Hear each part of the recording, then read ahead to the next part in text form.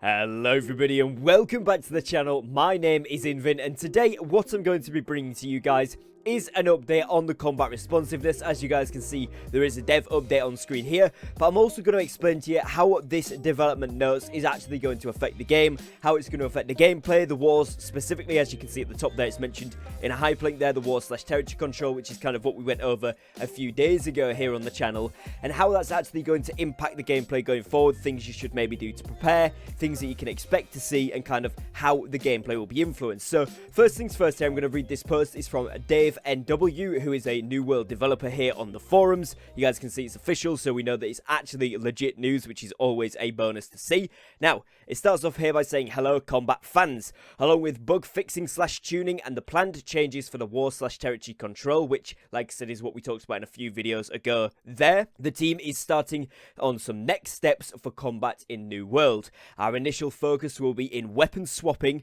dodge cancels, and attack input windows. So these are kind of like your skill gap almost, or maybe even kind of the things that people are complaining about. For example, obviously with the weapon swapping, you had those machine gun staffs. That kind of thing is obviously going to be looked at and addressed here quite clearly from this post. So they then go on to say that we are currently working on weapon swap responsiveness and making sure that it is more consistent throughout all of our attacks, as we want swapping weapons to be an integral and fluid part of combat. There are many times that you think you swapped weapons, but you end up attacking with the currently equipped weapon instead, and we are working to fix these situations and expand on when you are able to swap your weapon. Now, personally for me, this happens a ton, especially in the wars or even in Outpost Rush, in those PvP environments where you're really trying to get those cooldowns switching, and sometimes you have to account for an extra 2 seconds just for the weapon to fully switch, because it switches on the hotbar you attack and you've still got the life staff out, or you've still got whatever weapon before is out, and it hasn't actually switched you to that axe or that hatchet or whatever you've got there. So this is something that's going to be really, really good, and I have honestly thought from day one that having this more fluid would add a certain level of skill gap to it. A lot of people have speculated this on the forums, on Reddit, and said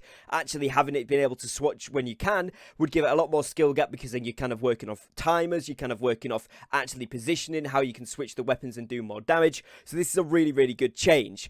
Now, they said along with weapon swap, we're looking into our dodge cancel windows and attack input timings during recoveries from all of our attacks. There are some inconsistencies that are not intended. For example, you are able to dodge cancel out of some recoveries, but not others, and you are able to perform heavy attacks out of the recoveries for some abilities, but not all abilities.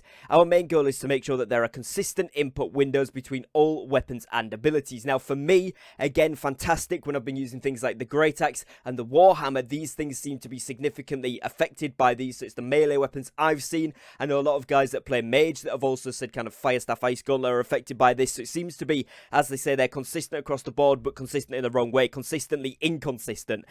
So for example, with the Warhammer there, when you do the flatten perk, so where you actually flatten people down, it's called Mighty Gravel, flattens players onto the floor, you can instantly do a heavy attack after that.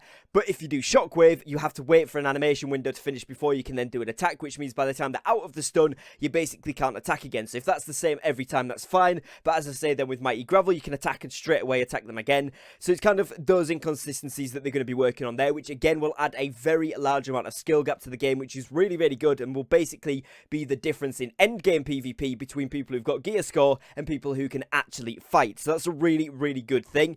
And then here they have also gone on to say that weapon swaps, dodges, and attack inputs are a major part of our combat system, and we want to make sure that they feel fluid and responsive. We'll be rolling out these changes over the next few releases, so please continue to provide feedback and we will continue to make improvements. So that means that with 1.0.6, which you should be seeing either today or tomorrow, 0.7, 0.8 and 0.9, all the way up to 1.1, I would assume that we're going to start to see these changes coming in. Now, obviously, that means there's a few things that you should have a heads up for, which I'm going to get onto in a moment, but I'm just going to finish reading the post here. So it says, finally, at the bottom, in addition to the changes to the combat responsiveness, we're planning on a balance update in a future patch to adjust a variety of abilities and tune some of the lesser used abilities to make a wider selection of abilities more viable, to further improve combat in Eternum.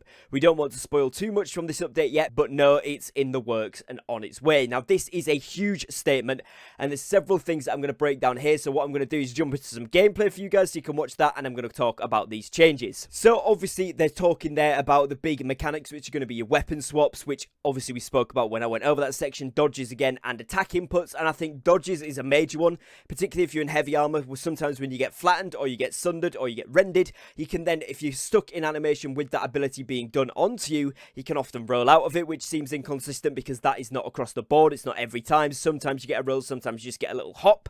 So again, that's kind of inconsistent, and if that's improved, it's going to make a huge difference to pretty much most of the gameplay, because a lot of kind of the main players that are in the flank teams with those big heavy weapons pushing points on the wars, they're then able to roll out the side when they're getting flattened, and that's kind of maybe either intended or not, but either way we can then play around it if we know it's going to be consistent.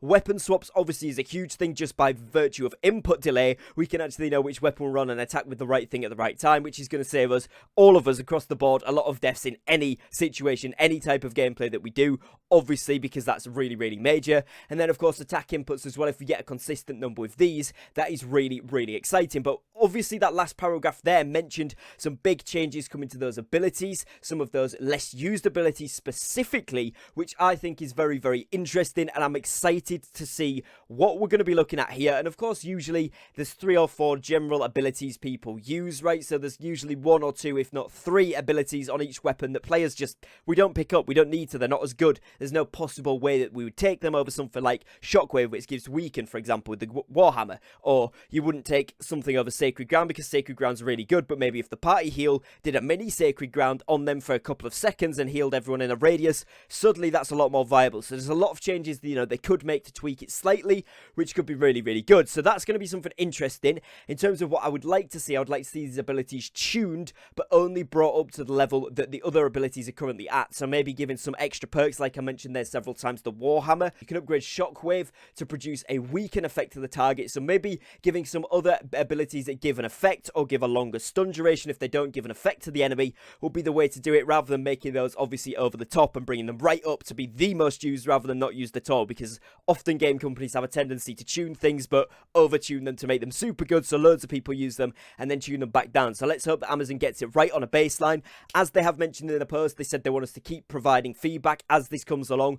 Obviously, like I mentioned there, we should be seeing 1.0.6 at some point either today or tomorrow, so I will give you guys the patch notes and the breakdown of that as soon as it is dropped. But let's keep in mind, obviously, if any of these changes do start to come through, we'll give our opinions here on YouTube, forums, obviously respectfully at all times, but just let them know what's going on, because it looks like they are looking towards really kind of fine-tuning this to how the community likes it, how everything's playing out in PvP in terms of the wars and the outpost rush, but also looking at PvE side of things, so elite zones, expeditions, and how these weapons actually work in the game in terms of balancing across the board, which isn't an easy task. So we'll keep our eyes out for that, see what's happening. For me, this is very, very exciting because it does mean we're going to see a lot more fluid combat. I really do think the combat feels impactful at the moment, but it's slightly disjointed in places where it doesn't quite go into the next move. You swap weapons, you roll out the way, and you've still got the old weapon on it, even though it's showing in the bottom left, or the bottom right rather, that it's got a different weapon. And that's kind of, it breaks the immersion, it breaks the fluidity of it, and that's going to be something that I'm really excited to see personally.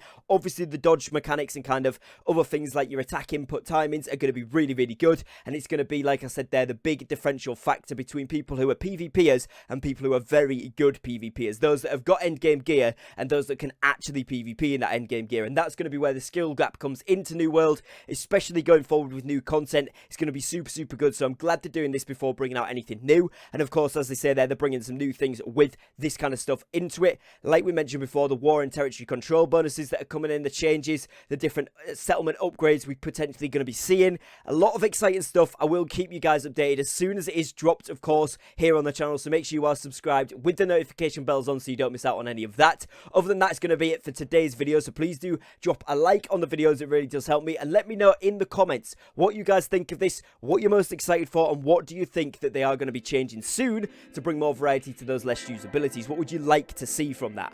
Other than that, guys, that's going to be it for today, so thank you for your time, thank you for watching, take care, and peace.